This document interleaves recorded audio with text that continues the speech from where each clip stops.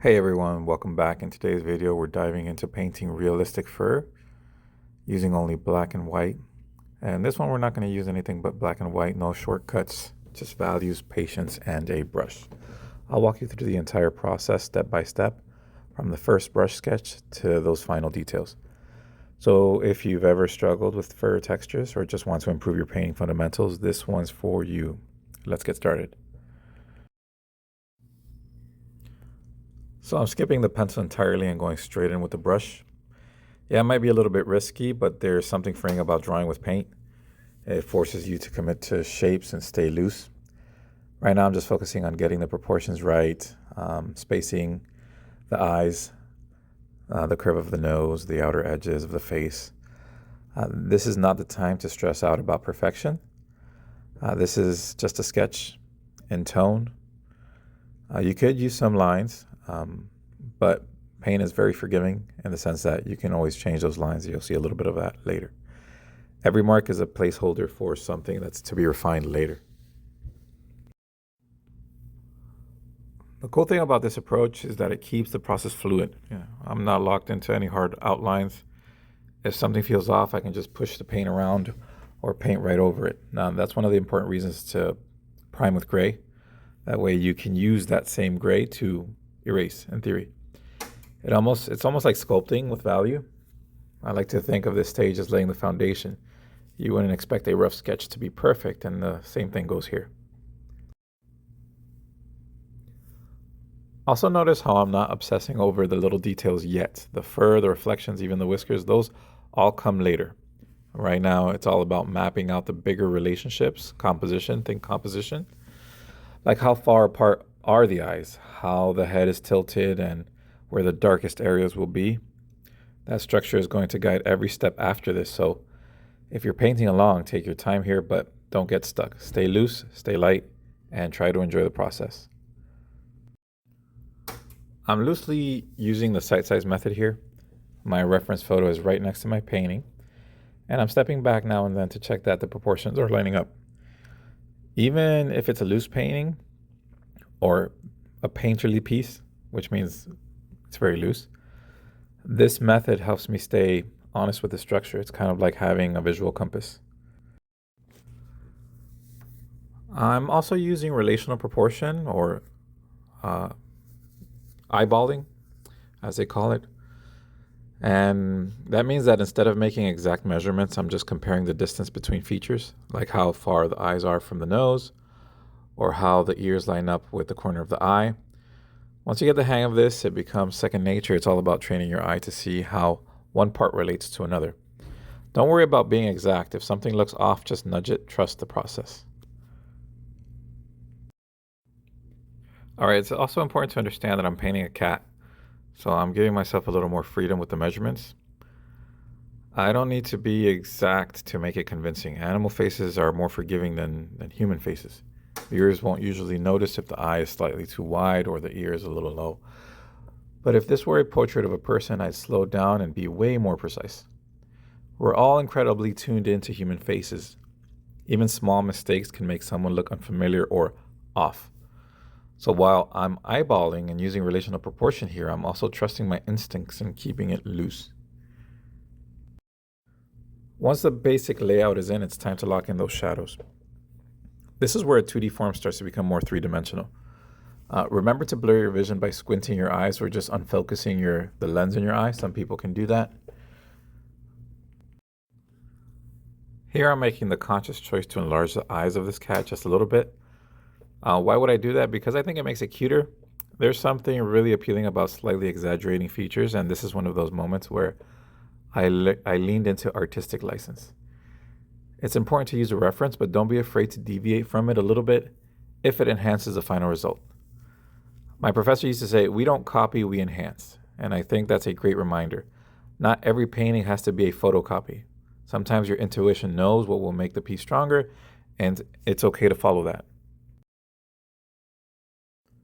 Now, this painting isn't very large, so I'm using a relatively small brush. If you're creating a larger painting, it'd be advisable to use a larger brush.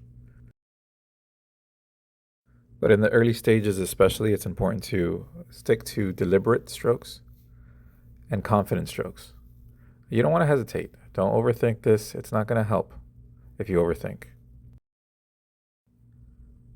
If it feels too dark, don't worry. You can always soften it later with the midtones or that original gray. Right now, your focus should just be carving out the form.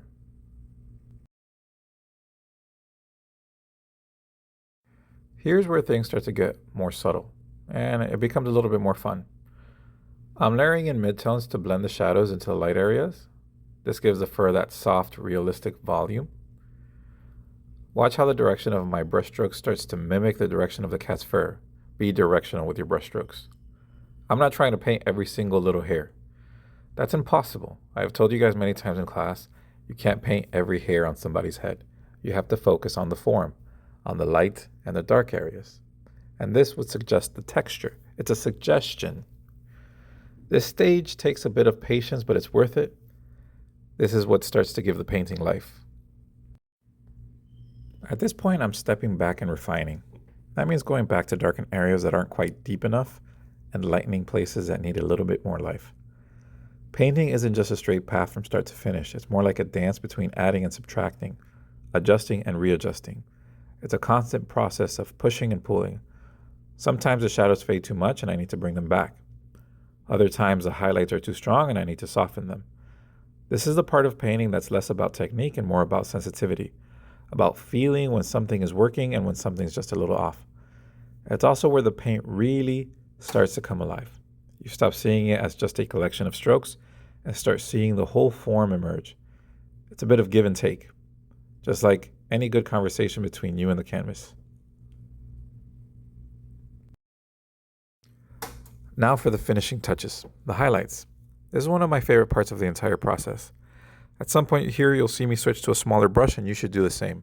Switching to a smaller brush allows you to be more precise and carefully dab in the brightest whites, just where the light naturally hits.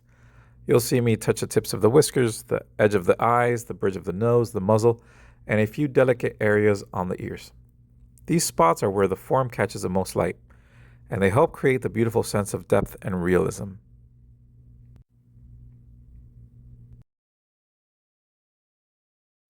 What's really important here is restraint. It's tempting to go overboard with highlights because they're so satisfying to apply, but a little bit really does go a long way. Think of these like sparklers or accents. They should enhance what's already there, not overpower it. This is also where you get to direct the viewer's attention. Your eye is naturally drawn to areas of high contrast, so I'm being intentional about where I place these final bright marks. I want to draw you into the expression, the eyes especially, and give a sense of life and softness to the fur.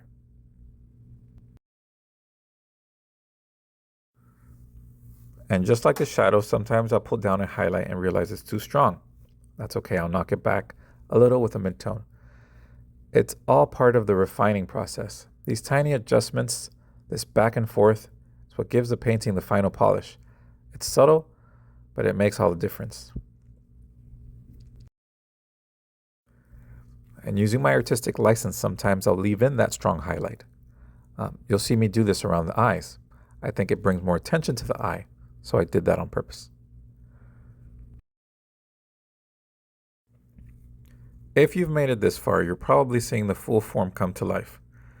That's the magic of highlights, and they're not just bright spots. They're the final breath that brings your subject into the light.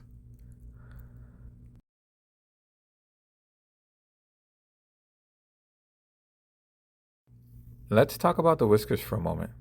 These are some of the smallest details, but they have a big impact. I'm using a very fine brush here because if the brush is too thick or frayed, the line just won't look right. The whiskers need to feel light, clean, and confident.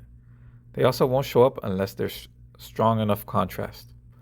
So I make sure the background fur is dark enough or light enough, depending on what the color of the whisker is. And that's going to let those whiskers pop. Without that contrast, they just disappear. One challenge here is to keep your hands steady enough to make a nice fluid stroke. Our hands naturally shake, especially when we're being careful. So here's what I do. Sometimes I'll use a maul stick. That's basically a long stick that rests on the easel and gives your hand support while you work. But if I don't have one around, I'll extend my pinky and use it like a mini stabilizer. I'll rest it gently on the surface or edge of the canvas to anchor my hand and reduce the wobble. Sometimes I'll just place my hand directly on the canvas to do the same thing. It's a small trick, but it makes a huge difference when you're laying down those final lines. Whiskers don't need to be perfect, but they do need to be intentional and confident. A shaky or overly thick line can feel a little distracting, but just a few delicate, well-placed strokes can really bring the animal to life. Sometimes when placing a whisker, you might realize that it's too strong, too dark, or too light.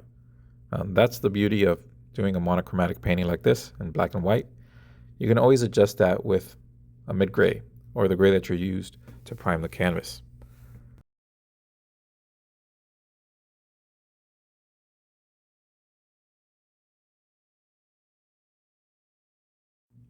And there it is, the finished piece. What started as a few loose brush marks has slowly taken shape, layer by layer, into something alive with light, shadow, and personality. Painting fur, like any subject, isn't about chasing perfection. It's about observing deeply, trusting the process, and learning to listen to your instincts as much as your reference. Now, just for some perspective, this painting took me about an hour and 40 minutes in real time. You're seeing a sped up version compressed into around 13 minutes. So if you're painting along or planning to try something like this yourself, give yourself time, be patient with the process and with yourself. You don't have to get it all done in one sitting. In fact, I highly recommend taking breaks. Walk away, stretch, and clear your mind. That way you don't burn out or end up like so many artists before us, staring into the void, whispering to your canvas like it's going to talk back. Painting is a meditative act, but it can also test your patience, your focus, and sometimes your sanity. So pace yourself, enjoy the process, and if your painting doesn't look quite right, remember, it's not done until you say it is. I hope this journey has inspired you to slow down, to explore, and paint bravely. Even when the path feels uncertain, whether you're just beginning or you've been at this for years, there's always something new to discover in the act of creating. Thank you for spending this time with me. If you found value in this video, I'd love to hear your thoughts in the comments. And if you'd like to see more tutorials like this, feel free to subscribe and join me for the next one. Until then, keep painting, keep learning, and most importantly, keep showing up for your art.